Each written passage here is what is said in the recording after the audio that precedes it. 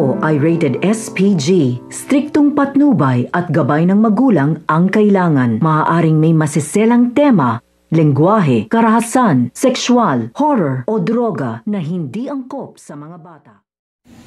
Ang pagdalaw nito nga ni General dito nga kay Regina. Ito nga si Regina ay ikakagulat nga na dito ang bibisita nga sa kanya na ito nga si General, at inaakala nga rin dito nito nga ni Regina na ito nga si General ay isang ex lang nga ito, at tatanungin nga na ito kung ano nga daw ba ang kanyang pakay at kanyang maipaglilingkod. So ito naman si General ay sasabihin nga na dito nga kay Regina na kailangan nga daw nila mag-usap ng masinsinan dahil meron nga daw itong ipagtatapat tungkol nga daw sa babaeng ahas. Kaya ito nga si Regina ay interesado nga ito dito nga sa babaeng ahas dahil na nga rin sa sinabi nga sa kanya nito nga ni General. At nung nakaupo na nga sila dito ay dito na nga nila mapag-uusapan, at ang sasabihin nga nito nga ni General dito nga kay Regina na siya nga daw dito ito nga daw babaeng ahas, at hindi nga makapaniwala ito nga si Regina sa kanyang mga natuklasan. So pakakaabangan nga natin dito ang pagsabi nito nga ni General dito nga kay Regina na siya nga dito ito nga babaeng ahas na ito nga si Valentina.